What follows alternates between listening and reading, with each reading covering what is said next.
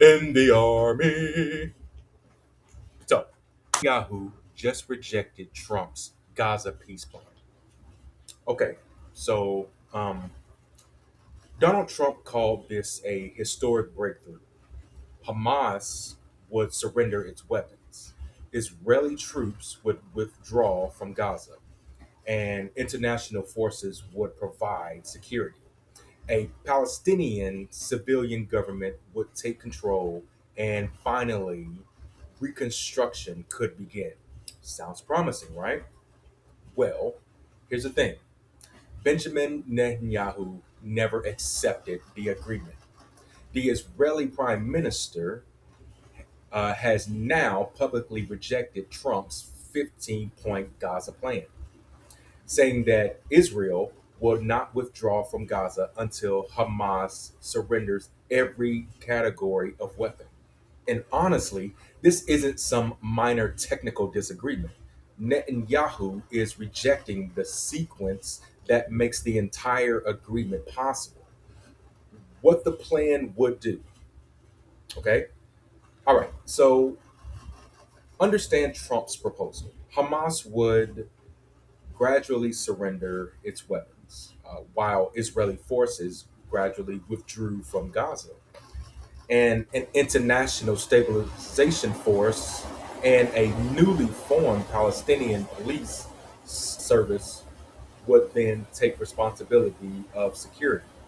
Gaza would temporarily be governed by a Palestinian technocratic committee, which basically means it's civilian administrators selected for their expertise instead of their political affiliation.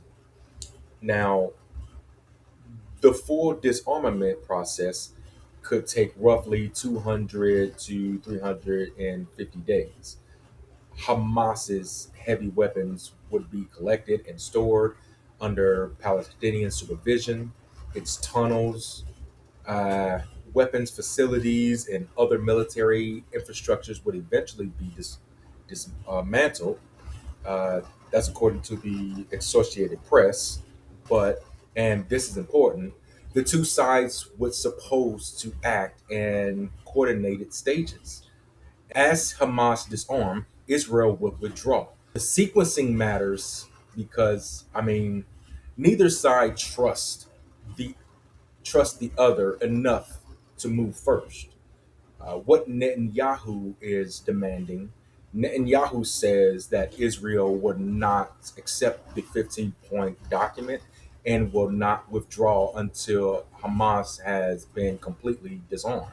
Not only the heavy weapons, all the weapons. And look, Israel argues that Hamas continues recruiting fighters and rebuilding its military capabilities. Uh, Given Hamas's October 7th attack, Israeli security concerns cannot just be brushed aside. That attack killed approximately 1,200 people in Israel, and 251 people were taken hostage. But um, Netanyahu's position creates what might be an impossible demand. He wants Hamas to surrender everything while Israeli troops remain inside Gaza, and before Israel has fully committed to ending its attack or withdrawing. Hamas, meanwhile, says it will not begin disarming until Israel starts honoring its side of the agreement. So basically, Israel says Hamas must move first. Hamas says Israel must move first, and the civilians trapped between them continues paying the price. You know what I'm saying? Now, who benefits from this deadlock? Now, here's where Netanyahu's domestic politics become important. So, Netanyahu is seeking re-election October 27th, and the far-right politician supporting his government strongly opposes withdrawing from Gaza. Finance Minister Smotrich has demanded that Israeli forces not withdraw even 1 millimeter. He also states reconstruction should not begin until Hamas has been completely dismantled. So Netanyahu is caught between two forces. Donald Trump wants progress towards ending the conflict, but Netanyahu's far right coalition partners want Israel to remain inside Gaza. And for real, Netanyahu benefits politically from appearing uncompromised before an election. What doesn't prove his position is entirely motivated by politics. I mean, well, no. Security concerns are clearly part of this, but it does mean that accepting a compromise would threaten his political coalition while rejecting its help to satisfy the far right politicians keeping him in power. Now, however, the people absorbing the cost aren't Netanyahu's ministers. They're the more than 2 million Palestinians living inside the devastated Gaza. The human cost Israel currently controls is 60% of Gaza. Much of that territory has been destroyed and depopulated, leaving most crowded into the remaining area. Hundreds of thousands are living in tents, damaged buildings, or destroyed neighborhoods. More than 1,250 Palestinians have reportedly been killed by Israeli attacks since October ceasefire, most of them civilians, and that's according to Gaza's health officials. Israel said those strikes have targeted Hamas members and military infrastructure. But man, think about what continued deadlock actually means for ordinary families. It means more displacement, more damaged hospitals, more children living in makeshift camps, more families waiting for food, clean water, medicine, and some indication that they'll even be allowed to rebuild their lives. Reconstructing Gaza is expected to cost about $70 billion. But obviously, serious reconstruction cannot begin while the territory remains occupied and exposed to continuing military strikes. Now, according to the Associated Press, and this is what gets lost, when powerful political leaders argue over what moves first, for them, it's negotiation. For the Palestinian civilians, this is literally where they're going to sleep tonight. Trump declared victory way too soon. So, Trump deserves accountability here, too.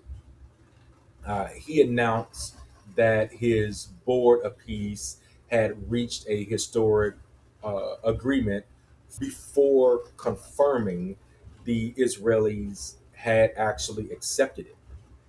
Hamas was still describing the agreement as a draft.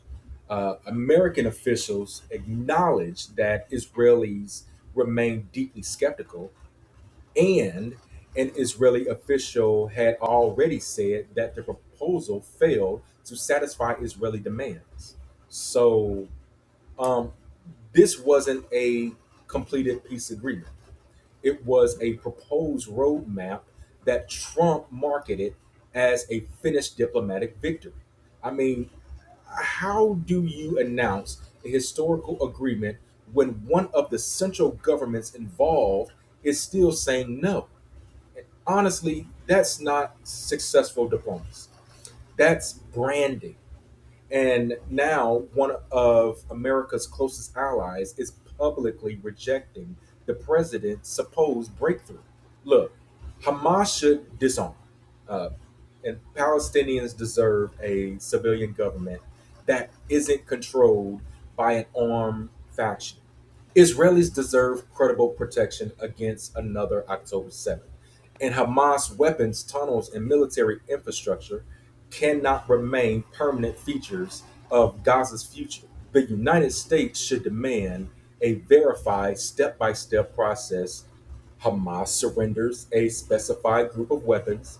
Israeli simultaneously withdraws from specific sections of Gaza. International monitors verified that both actions happened. Palestinian civilian authorities assume control, humanitarian assistance and reconstruction begins immediately. And if either side violates the agreement, there are actual diplomatic consequences. That is what a functioning agreement looks like: reciprocal obligations, independent verifications, and consequences for anyone who refuses to comply. Because if Netanyahu can reject the plan, continue occupying Gaza, and still receive unconditional American weapons and political support, then, I mean, why would he compromise? Seriously, what incentives does he have? And Donald Trump may chair something called the border peace, but until the United States is willing to pressure its allies, not just Hamas, not just Palestinians, but its allies too, peace will remain a slogan. Netanyahu will remain in power. Trump will keep announcing victories, and Palestinian civilians will continue to live with the consequences.